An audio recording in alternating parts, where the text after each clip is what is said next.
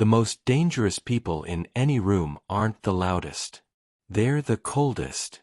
They're the ones you can't read, can't predict, and can't manipulate. In the next 40 minutes, I'm going to show you exactly how to become one of them. But I'm warning you right now, once you learn these 7 Machiavellian rules, there's no going back to who you were before. You've been nice your whole life. You've played by the rules. You've been honest, generous, and kind. And where has it gotten you? People take advantage of you. They walk over your boundaries. They use your kindness as a weapon. Meanwhile, cold, calculating people rise to the top. They get the promotions. They command respect. They control every situation they walk into. What do they know that you don't? Today, I'm revealing the 7 Machiavellian rules that transform ordinary people into individuals who are cold, unpredictable, and utterly dominant. These aren't feel-good principles. These are battle-tested strategies from history's most controversial thinker, used by kings, presidents, and CEOs for over 500 years. Niccolò Machiavelli wrote The Prince in 1513, and it shocked the world because he told the truth about power. Not fantasy but reality. He stripped away comforting lies and exposed the raw mechanics of dominance. The establishment banned his book. The church condemned it. Why? Because he revealed their secrets. By the end of this video, you'll understand why being predictable equals being powerless. You'll learn to weaponize unpredictability. You'll discover how to build a reputation so formidable that battles are won before they begin. I want you to drop this affirmation in the comments. I choose dominance. Now let's dive into the first rule. Rule 1. Never outshine the master. Your talent can destroy you if you don't manage it properly. Think about the last meeting where you shared a brilliant idea. Everyone agreed. Your boss smiled. Then what? Nothing happened. Or worse, your boss presented it as their own. Why? Because you outshone the master. You made someone above you feel inadequate, and people in power will crush you before they allow you to look superior. Machiavelli wrote about ministers who were too talented and advisors who were too brilliant. What happened to them? They were exiled, imprisoned, or executed. Not because they were bad, but because they were too good in a way that threatened their superiors. Your excellence is not always your advantage. Sometimes it's your vulnerability. Here's how it plays out.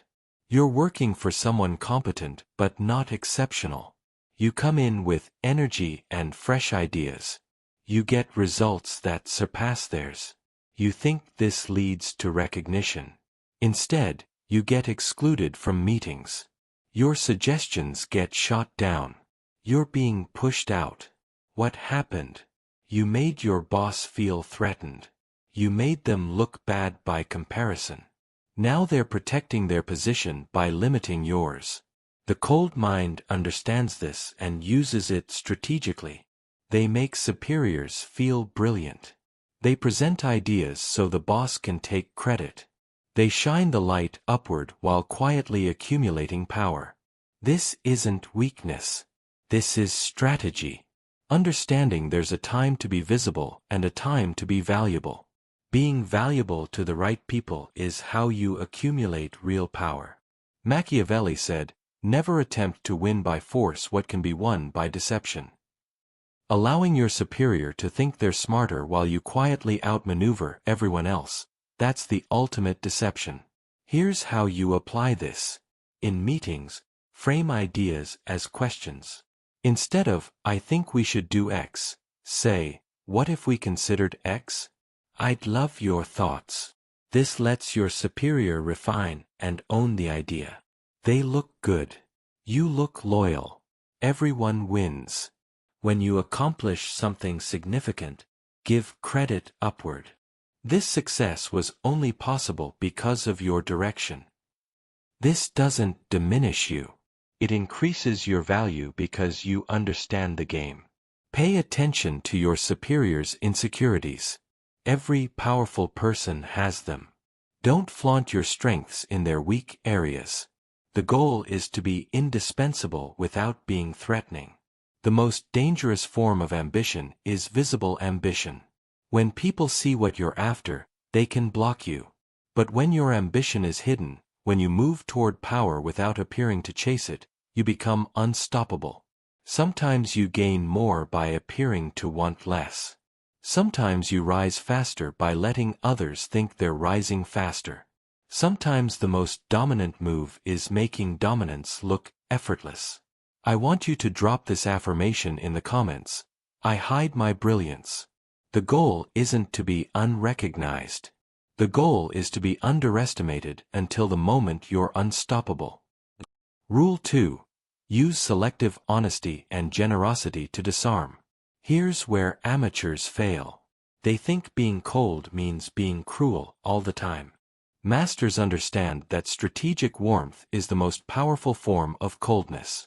One sincere gesture at the right moment can disarm even the most suspicious person. One act of unexpected generosity can buy more loyalty than 1,000 threats. One moment of calculated honesty can create trust you can exploit for years. Machiavelli understood this. Deception works best when wrapped in truth. Manipulation is most effective when disguised as authenticity. Control is easiest when people think they're free. Let me show you how this works. You're dealing with someone naturally suspicious. If you come at them aggressively, they'll put up walls. But if you open with genuine honesty about something that doesn't really matter, if you show vulnerability in an area that doesn't hurt you, you create an opening. They think, this person is so honest with me. They must be trustworthy. Once they think you're trustworthy, their defenses come down. That's when you have access. That's when you have power. This is the art of the disarming gift. The carefully calculated act of generosity that makes someone feel indebted without them realizing they're being strategically influenced. Think about when someone did you an unexpected favor. You felt grateful, maybe even obligated. That obligation is leverage. That gratitude is influence. The person who created those feelings now has power over you. Machiavelli observed that people remember generosity and they remember slights. One strategic act of generosity can pay dividends for years. People will think of you as generous even if that was the only generous thing you ever did for them. Here's the key: your honesty and generosity must be selective. Not random. Not constant. Selective. If you're honest about everything, you have no leverage. If you're generous with everyone, you have no special relationships. But if you're strategically honest with specific people at specific times, if you're selectively generous in ways that serve your goals, you become someone people trust just enough to let their guard down. Practical example: you're entering a negotiation. Everyone expects you to lowball and negotiate up. Instead, you start with something almost fair. You're honest about constraints. You acknowledge their needs. You concede a small point right away. What happens? They're disarmed. They weren't expecting this. Now they're off balance. Their guard is down. That's when you position your real agenda in a way that seems reasonable. The same applies to generosity. Building a relationship with someone you need something from? Don't wait until you need something to be generous. Be generous long before. Help them with something that costs you little but means a lot to them. They'll remember. When the time comes that you need something, they'll want to reciprocate. Not because you demanded it, but because you created obligation that feels like friendship. The cold genius understands people are most vulnerable right after you've done something nice for them. That's when their critical thinking is weakest. That's when they'll agree to things they'd otherwise question. But here's the distinction: this isn't about being fake. It's about being strategic. You can be genuinely helpful while recognizing the strategic value of your actions. You can care about people while understanding that caring serves your larger purposes. The warmth you show must be real enough to be believable but controlled enough to be strategic. This balance makes you unpredictable. Sometimes generous, sometimes cold. People never know which version they'll get, so they're always slightly off balance. This unpredictability is power. When people can't predict your behavior, they can't manipulate you. They can't take you for granted. A completely cold person is predictable. But a person who is sometimes genuinely helpful and sometimes self-interested? Impossible to figure out. Machiavelli wrote, "Men judge generally more by the eye than by the hand." People judge you by what they observe, not what you are. If they observe calculated moments of honesty and generosity, they'll judge you as honest and generous, even if those moments are strategic exceptions. Your action step: identify 3 people you need something from eventually. For each person, find one way to be genuinely helpful this week. Something that costs you minimal effort but provides them real value. Plant those seeds now. When the time comes to harvest, they'll be ready. I want you to drop this affirmation in the comments. My kindness is calculated. That's what separates the dominated from the dominant. The dominated are kind randomly, emotionally, without strategy. The dominant are kind precisely, calculating every gesture for maximum impact. Rule 3. Conceal your intentions. If people know what you want, they can stop you from getting it. If they understand your strategy, they can counter it. If they see your endgame, they can block it. This is why the most powerful people are the most difficult to read. Concealing your intentions doesn't mean having no intentions. It means having very clear intentions that nobody else can see. It means moving toward your goals in ways that appear to be something else entirely. Machiavelli watched political leaders who openly declared their ambitions get destroyed by coalitions who feared them. Meanwhile, leaders who concealed their true intentions accomplished far more with far less resistance. The principle is simple: resistance comes from understanding. When people understand what you're doing, they can resist it. But when they don't understand, they can't mount effective opposition. By the time they figure out what you were really after, you've already achieved it. Example: you want a promotion. The obvious approach is telling your boss you want it, working hard, and hoping for reward. But what happens? Your boss now knows you're ambitious. They might see you as a threat or think you'll leave if you don't get it. The cold approach is different. You don't mention the promotion. Instead, you position yourself as the solution to your boss's biggest problems. You make yourself indispensable. When the promotion comes up, it feels like their idea, not yours. Same goal, different approach. One creates resistance, one creates opportunity. Machiavelli wrote, "One must be a fox to recognize traps, and a lion to frighten wolves." The fox conceals its path. The fox survives by being unpredictable and unreadable. Here's the tactical approach: when you want something, create multiple apparent motivations that all seem plausible. If you're trying to get hired, don't just show you want the job. Show interest in learning, curiosity about the industry, enthusiasm for their problems. Now they can't tell which motivation is primary. You've created strategic ambiguity. When making a move toward power, frame it as something else. Frame ambition as service. Frame self-interest as team interest. Frame strategic positioning as helpfulness. People will help you accumulate power without realizing they're helping you. Always have a surface explanation for your actions that sounds reasonable and altruistic, while your real motivations run deeper. This dual layer is what makes you unpredictable and difficult to counter. Use false candor. Appear to reveal your intentions, but the intentions you reveal aren't your real ones. I'll be honest, what I'm really hoping for is X, when actually you're hoping for Y. Now they think they understand you. They lower their guard. Meanwhile, you're pursuing a completely different agenda. Another technique: the smoke screen. Create obvious activity in one direction while making your real moves in another. Let people see you pursuing one goal visibly while you quietly pursue your actual goal.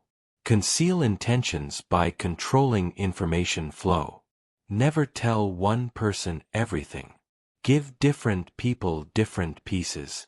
This way, no single person can betray you completely because no one knows your complete strategy. The most powerful question before any interaction: what do I want them to think I want? Not what you actually want, but what you want them to believe you want. People trust what they can understand.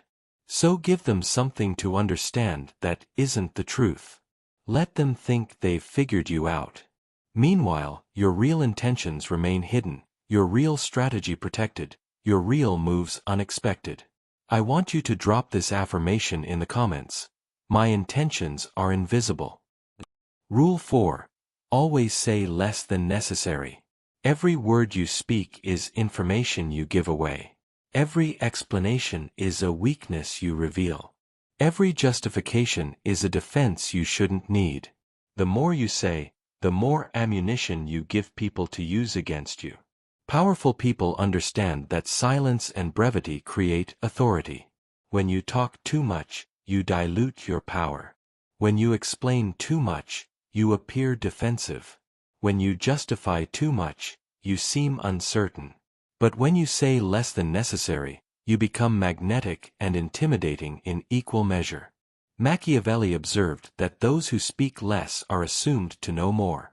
The quiet advisor is seen as wise. The silent observer is credited with deep insight. We project intelligence and power onto those who withhold information. Someone asks why you made a particular decision. Option 1. Explain your reasoning in detail, justify your choice, make sure they understand. Option 2. Simply say, it needed to be done, and say nothing else. What happens with option 1? They now have everything they need to argue with you, point out flaws, question your judgment. You've opened yourself to debate. Option 2. There's nothing to argue with. Your certainty is absolute. Your authority is unquestioned. When you speak, you give others room to doubt you. When you're silent, they doubt themselves instead. When you explain, you invite criticism. When you simply state, you invite compliance. The cold genius understands every conversation is a negotiation for power. The person who needs the conversation to continue less is the person with more power. When you can end the conversation at any moment, you control it. Machiavelli wrote, "He who is highly esteemed is not easily conspired against." And one of the fastest ways to lose esteem is to talk too much. When you over-explain, you appear weak. When you overshare, you appear needy. When you master this rule, your words become events. When you speak, people listen differently. They lean in. They remember. Why? Because you've made your words rare enough to be valuable. This rule protects you from revealing too much when comfortable. When things feel safe, most people start talking freely. They share information they shouldn't. They reveal insecurities. They create vulnerabilities that will be exploited later. The cold mind stays disciplined even when things feel safe. Especially when things feel safe. Because comfort is when your guard comes down. Before you speak, ask yourself 3 questions. Does this need to be said? Does this need to be said by me? Does this need to be said by me right now? If the answer to any is no, don't speak. When someone asks a question you don't want to answer, you can answer a different question, turn it back with your own question, give a non-answer that sounds like an answer, or simply look at them and say nothing until they become uncomfortable. Practice the power pause. When someone says something challenging, don't respond immediately. Pause. Count to 3. Look at them calmly. Then respond. This shows you're not reactive, demonstrates emotional control, makes them uncomfortable, and makes your response carry more weight. Learn to be comfortable with gaps in conversation. Most people panic with silence. They rush to fill it with words. This is weakness. The person who can sit comfortably in silence while others squirm controls the room. Mystery is magnetic. When people can't quite figure you out, when they have to guess what you're thinking, they become fascinated. They want to know more. They attribute more depth to you. This is power created through absence. I want you to drop this affirmation in the comments. Less words, more power. Every unnecessary word you speak is power you give away. Every silence you master is power you accumulate. Every time you say less than necessary, you become more dominant, more unpredictable, and more impossible to manipulate. Rule 5. Guard your reputation with your life. Your reputation is the single most valuable asset you have. It determines whether doors open or close. It determines whether people trust you or doubt you. It determines whether your actions are interpreted generously or suspiciously. Everything you want to accomplish in life becomes either easier or harder based on your reputation. And here's the brutal truth. Your reputation can take years to build and seconds to destroy. One mistake, one scandal, one moment of weakness caught at the wrong time can undo decades of careful positioning. This is why Machiavelli emphasized that the wise ruler protects their reputation above all else, even above their actual character. Notice that distinction. Your reputation matters more than your character.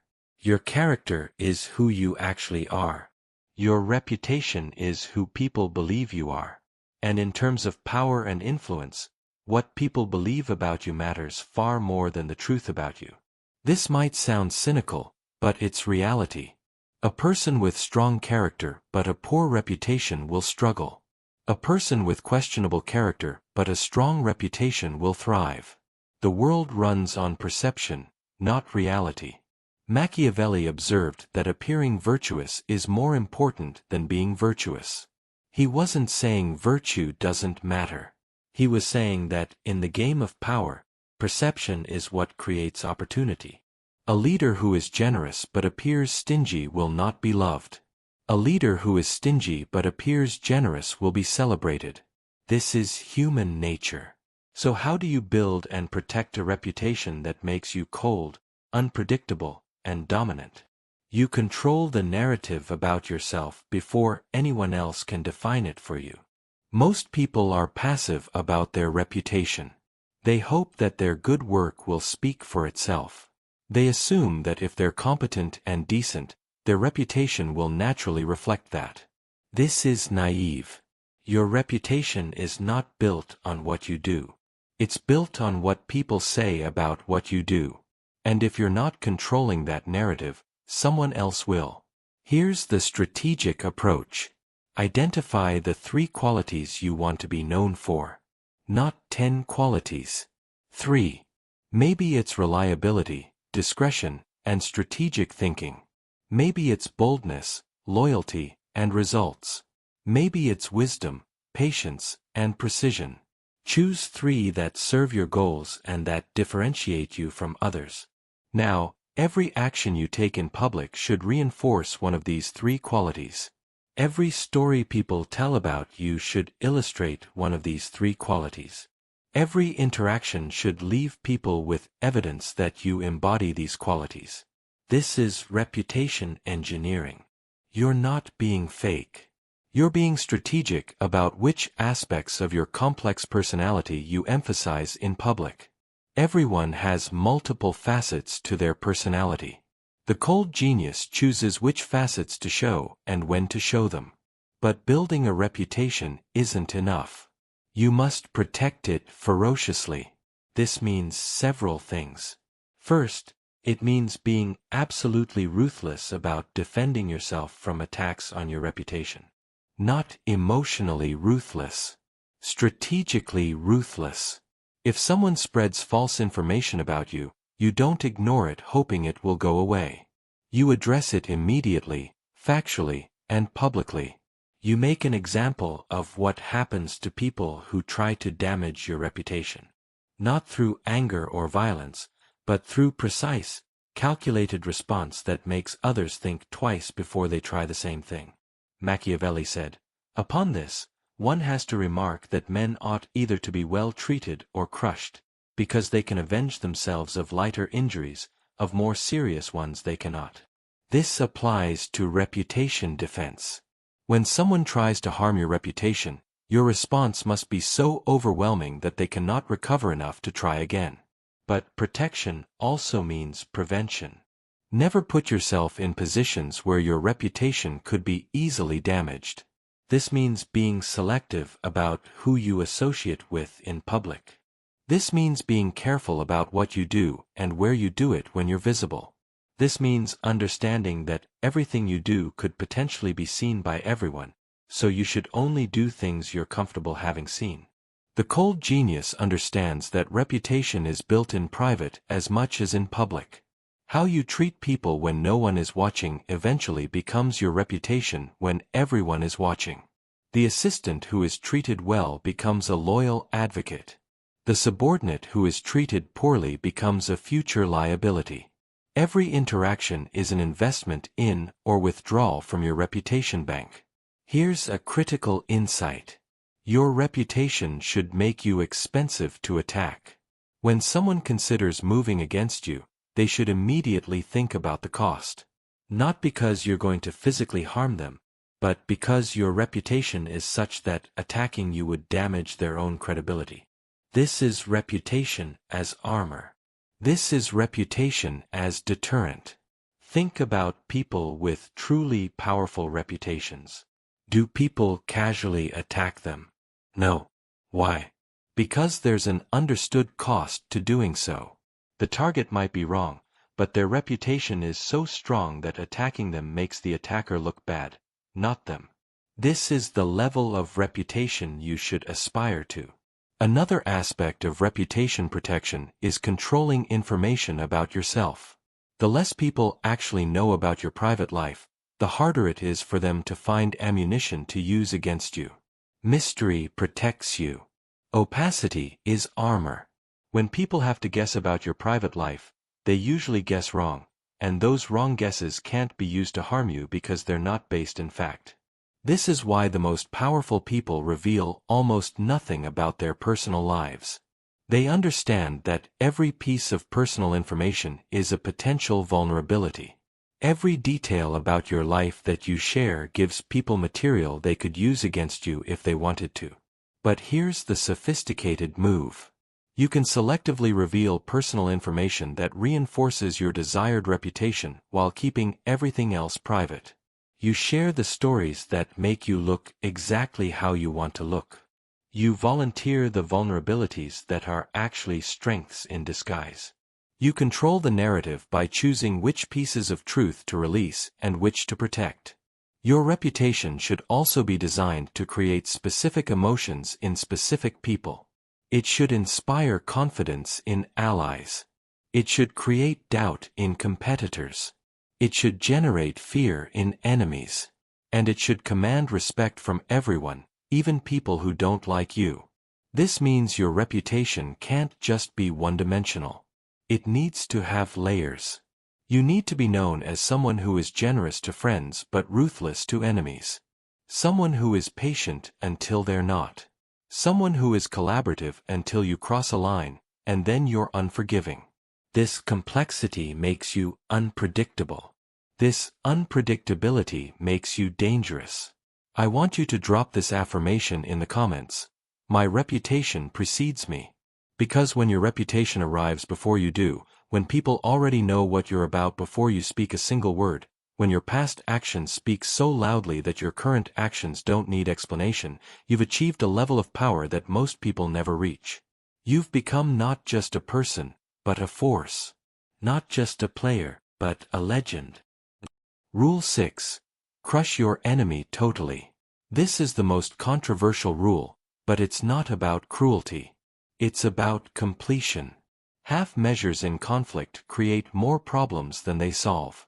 Machiavelli observed that leaders who defeated enemies but left them capable of revenge were eventually destroyed by those same enemies. The lesson was clear: when someone becomes your enemy, remove their ability to harm you completely. Not because you're cruel, but because you're rational. If you leave an enemy wounded but alive, they will dedicate themselves to recovering and destroying you. They'll learn from their defeat, come back stronger, and show you none of the mercy you showed them. In modern life, this means removing their power, influence, and ability to affect you. Let me give you a scenario. Someone at work is undermining you. You have two choices: confront them privately and hope they stop, or document everything, build an undeniable case, and present it when the moment is right, destroying their credibility completely. The cold mind chooses completion every time. Machiavelli wrote, "Men ought either to be indulged or utterly destroyed, for if you merely offend them they take vengeance, but if you injure them greatly they are unable to retaliate." Either leave someone completely alone or remove their power completely. The middle ground is where you get destroyed. Here's the sophisticated application: make them destroy themselves. Create situations where their flaws become visible to everyone who matters. You don't attack them directly. You simply ensure their true nature is revealed. Once everyone sees who they really are, they lose power naturally. You didn't crush them. Reality did. You just arranged for reality to be undeniable. Never leave loose ends. Never leave someone in a position to recover and strike back. When you make a move, make it count. When you end something, end it completely. I want you to drop this affirmation in the comments. I finish what I start. Rule 7. Create a cult of personality. The final rule ties everything together. The cold genius doesn't just accumulate power. They create an aura that makes power inevitable. They build a presence so compelling that people naturally defer to them. Machiavelli understood that the greatest rulers weren't just good at politics. They were masters of spectacle. They understood that how people feel about you matters more than what you actually accomplish. A leader who creates powerful feelings, even with modest accomplishments, will be remembered forever. Creating a cult of personality means building a personal brand so strong that people associate certain qualities with you automatically. Think about the most powerful people in any field. They all have a distinct persona, instantly recognizable. This doesn't happen by accident. First, identify your signature traits. The 3 qualities that define your reputation, but taken to the next level. Maybe it's unshakable calm, decisive action, or strategic patience. The key is consistency. Your cult of personality only works if you never break character in public. Machiavelli studied leaders who paid as much attention to how things looked as to how things were. A victory that looks impressive is more valuable than one that is impressive but looks ordinary.